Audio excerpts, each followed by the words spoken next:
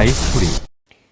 인간 사회 환경을 바라보는 관점 내용입니다. 자, 인간 사회 환경을 바라본 다양한 관점에는 우리 시간적 관점이 있고요.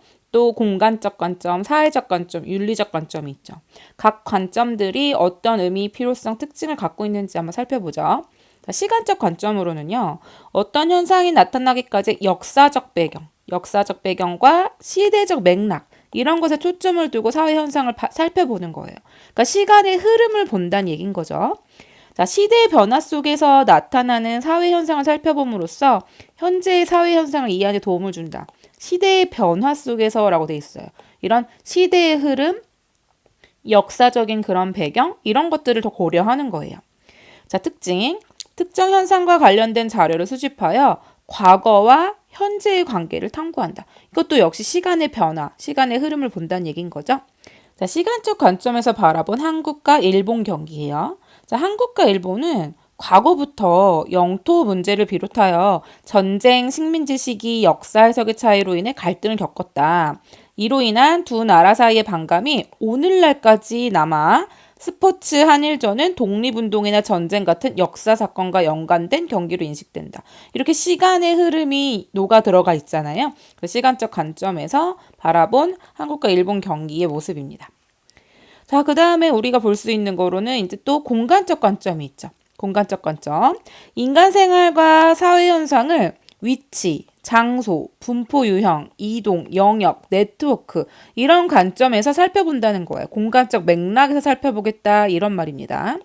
자, 장소, 영역, 네트워크 다 무슨 뜻인지 여러분이 알고 있는 그런 단어기 때문에 다 어렵진 않을 텐데 네트워크 같은 경우는요. 사람이나 물자, 정보 등이 영역의 경계를 넘어 이동하며 형성된 것이라고 되어 있죠. 자, 이런 것들을 다 공간적 맥락에서 살펴보는 게 바로 공간적 관점이다라는 겁니다.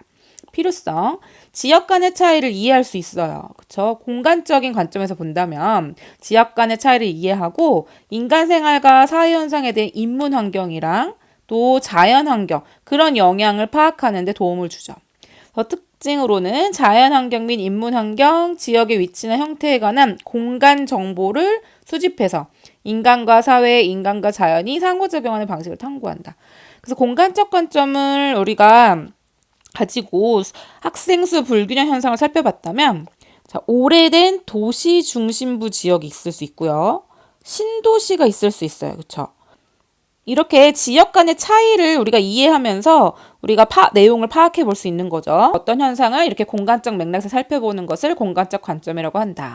자, 다음으로는 사회적 관점입니다. 사회 현상이 나타나게 된 배경을 사회 구조, 사회 제도 이런 영향력을 고려해서 살펴보는 거예요. 사회 구조나 제도가 개인에게 영향력을 끼칠 수 있음을 전제하고 정책적 측면에서 사회 문제 해결을 제시하는 데 도움을 준다. 특히 정치, 경제, 문화적인 제도 안에서 사람들이 상호작용하는 방식을 탐구한다 했어요. 그래서 사회 구조, 사회 제도, 이런 어떤 사회 문제 해결 이런 거에 초점을 두고 이야기를 할 수 있겠죠. 사회적 관점에서 바라본 고령화 현상입니다. 고령화가 진행됨에 따라 노인 부양을 위한 기초연금 등의 사회복지 비용이 증가한다라는 거. 그래서 국가 부담이 늘어나고 있고 경제 성장률에도 영향을 미칠 수 있으므로 정부와 기업은 이러한 변화에 대응할 적절한 정책과 전략을 개발해야 된다. 사회적인 차원에서 어떤 정책을 개발해야 된다. 이런 사회 문제를 살펴보고 있는 거죠. 사회적 관점이었습니다. 자, 마지막으로 우리 윤리적 관점이에요. 윤리적 관점은 특정 사회 현상을 좋고 나쁨, 선과 악, 옳고 그름 등과 같이 도덕적 가치 판단과 윤리적 규범의 방향성의 기준을 두는 거예요.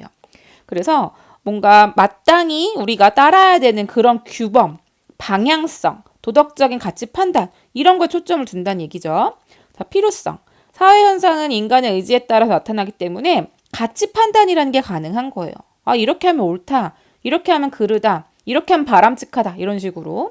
그래서 규범적인 판단을 통해 보다 바람직한 사회가 될 수 있도록 도움을 준다.